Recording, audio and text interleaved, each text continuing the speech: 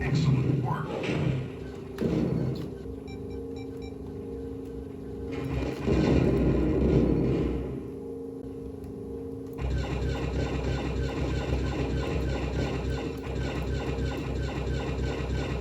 I really wish YouTube would let me keep the music in for this.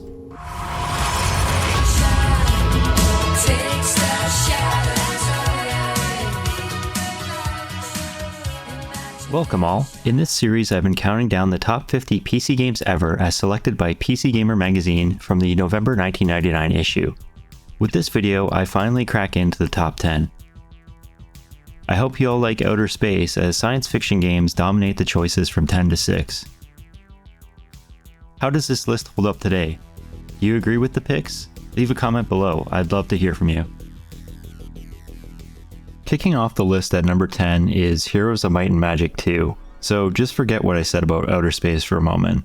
So the editors of PC Gamer basically praised this game for being one of the most fiendishly addictive turn-based strategy games of all time, and they hold it in high regard next to other turn-based strategy games like Alpha Centauri and Civ 2. Although Heroes 3 had been released by the time of this publication, they still preferred Heroes 2 without really much of an explanation as to why. If you're unfamiliar with this game, your goal is actually quite simple on the surface. Starting with a traveling hero, a castle, and a few minions, you venture forth to destroy the enemy heroes on the map. Of course, you can upgrade your castle, hire more powerful minions, and discover powerful artifacts and the like. Do I agree with this game being in the top 10? Sure, there was a time when this game was all my friends and I talked about. I put a ton of hours into it back in the day. As the editors say, it is hard to scratch the surface of what this gem has to offer in a few words. There's definitely something special here with this one, kinda like the whole is worth more than some of its parts, and it deserves to be here. I just want to give one final shout out to the soundtrack. The music here is absolutely phenomenal. It's up there with The Elder Scrolls Oblivion as one of my favorites ever.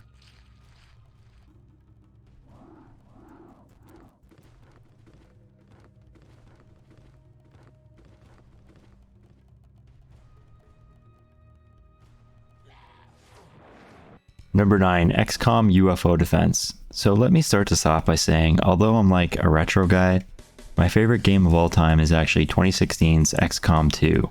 So obviously I'm going to hold this original in high regard. Would I go back and play this game today when we have XCOM 2012, 2016, and all the expansions? Probably not. And don't forget how spoiled we are today with games like Phoenix Point as well. Like in modern XCOM games, you're the leader of a covert organization charged with protecting Earth from alien invasions. You have to balance resources, build your base, research new weapons, and assemble a squad of soldiers to fight in gritty, tactical turn-based combat situations in hope of repelling alien ground attacks. What did the 1999 magazine have to say about XCOM? Well, they loved how every element of XCOM's design fit so well together. Indeed, it is a perfect blend of strategy and tactics. Although they admit the graphics, even at the time of release in '94, weren't exactly state of the art, but it didn't really matter. Absolutely a top 10 pick, no doubt.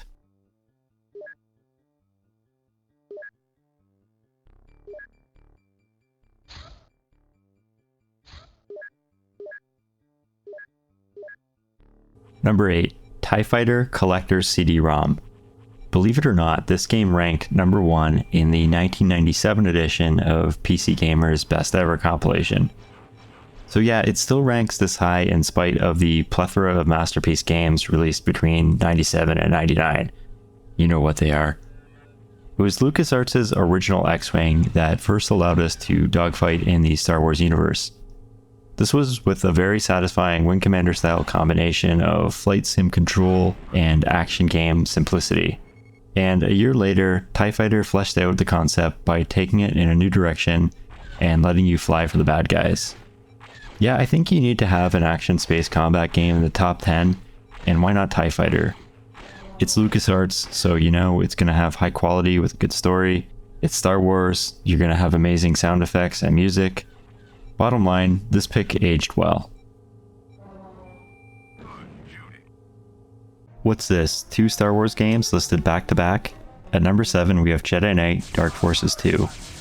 Like TIE Fighter, Jedi Knight was also a previous number 1 pick, as it topped the list in the '98 issue. Let me say that again for the haters. Jedi Knight was selected as the best PC game of all time in 1998 by PC Gamer magazine. So why did it fall to number 7 in 99? In short, due to the recent competition in the 3D action genre. That being said, the editors still praised the game for pioneering many of the features for which the blockbusting Half-Life would soon be admired for. A compelling cinematic story that gives the action a strong narrative purpose, tremendous ambient atmosphere, and gameplay that goes well beyond the traditional shoot baddies, find key, open door formula. Jedi's proprietary 3D engine may not have dazzled quite the way that Quake 2 or Unreal did, but it hardly mattered. The level designs are a quantum leap beyond those games, encompassing some expansive areas, vertigo-inducing feats of architecture, and several genuinely knockout moments, like an entire level set aboard a tumbling spacecraft, in which concepts like wall, floor, and ceiling are redefined around a frantic player. The force powers and lightsaber combat add to the game's depth, and the Dark Jedi bosses were some of the nastiest and creative opponents you'd face in a PC game at the time. The multiplayer mode failed to have much impact online, but the single-player achievements should not be forgotten. Along with Half-Life, this was the standard by which others would be judged moving forward. Looking back on this placement in 2023, yeah, it still deserves to be here. Number 6, Sid Meier's Alpha Centauri. I don't really have any snarky or humorous or personal stories to add to this one. Out of all the games in the top 10, I've played this one the least.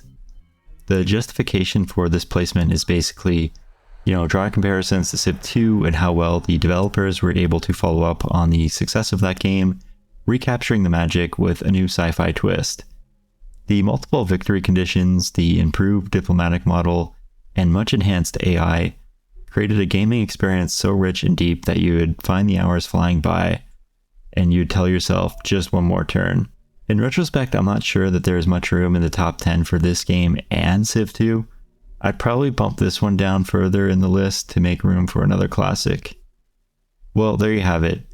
In the next video, I'll cover the top 5. Can't wait to see you then. Thanks for watching.